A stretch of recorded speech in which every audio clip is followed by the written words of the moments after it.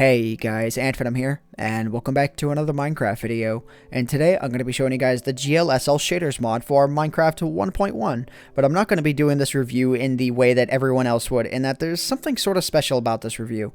And this is the last video that I am recording on my old computer, because I am upgrading it to a much more advanced setup. And I'll talk about the setup in the part 2 of this video that I'm going to be releasing. So as I said, this is part 1, and I'm recording it on my old computer. And I just wanted to do sort of like a before and after effect of the GLSL Shaders mod and how absolutely intensive it is.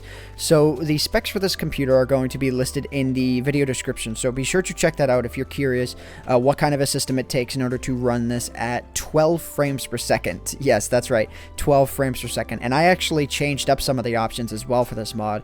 But anyways, essentially what the GLSL Shaders mod is it is a mod for Minecraft that completely changes up the whole lighting system in Minecraft, so that wherever the sun is, and this also is affected by the moon as well, and I'll show you guys that here in just a second, it dynamically changes the shadows based off of every object. So as you can see with the building here, it casts a shadow right here because the sun is right there. Now I personally think the shadows are a little bit off, because if I move, okay, actually they're not off. I just need to pay attention to where the shadow of my head is, and yeah, I can see the sun. Okay, so that's not actually a problem. But like I said, it dynamically changes where the shading is based off of every block. And it'll do this for the smaller blocks as well. So you can see it's doing it for the grass blocks. And if I go ahead and I head inside here, you can see that it'll do it through the glass as well. So you can actually kind of see on the floor here that it's messing around with it a little bit. But with the default texture pack and all of these little pixels that are all over the glass, it actually reacts quite weirdly. And that kind of leads me into the second thing that I want to talk about with this mod, in that it is extremely customizable. Now, I'm not going to go in detail in this video as to exactly how you go about customizing all the various options with this mod, and that I mean how intense the lighting is, because you can actually set a low quality version of this so you can get somewhat of an effect but not a total effect. You can set like how blurry you want these shadings to be, because originally these were not really that blurry, but again, the shading that was coming off of the glass was really bad. You can set a color boost, you can set all kinds of various options, and what I would recommend doing if you guys want to learn about this yourself is to check the forum thread link in the description below, because that's going to link you to the mod page where it'll tell you quite a bit as to how to mess around with this mod. But again, it's sort of like an advanced, sort of thing to be messing with, so it takes a little bit of time to get used to exactly where you got to extract files, where you got to put them, what you got to name, what you can't name, and so on and so forth. So anyways, I'm going to go ahead and I'm going to very quickly flip over to nighttime here. And as you can see, it still has an effect here. And the torches, the amount of lighting coming off of the torches is actually much more apparent during the night. But if I go into my cave system over here, I'm not sure if the lighting is really going to be visible anywhere. Okay, so yeah, so you can kind of see where the torches are placed. There is a little bit of light, but there really isn't a whole lot. And that's the one thing that I don't like about this mod, is how ineffective the torches are when you're underground now. Now, I think I might be set to moody. I'm not really too sure. Let me go ahead and go into my video settings. Yeah, I am set to moody. But again, I mean, the torches look like they have next to no light. So there may be a setting in there where you can go ahead and mess with that.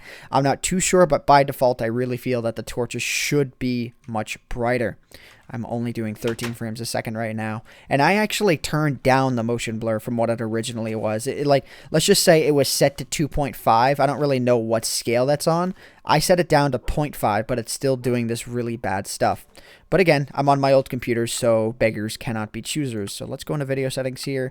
Turn this back down to give more of a realistic light setting, because I love it when it's set to moody. And I am going to go ahead and actually, yeah, I am going to do a nighttime shot of this. I am going to launch myself out of my cannon here. I actually loaded this whole thing up with TNT, and I figured just for old, good sake, I am going to launch myself out and see what kind of a lag spike I get. And more importantly, see if I end up like crashing or something like that.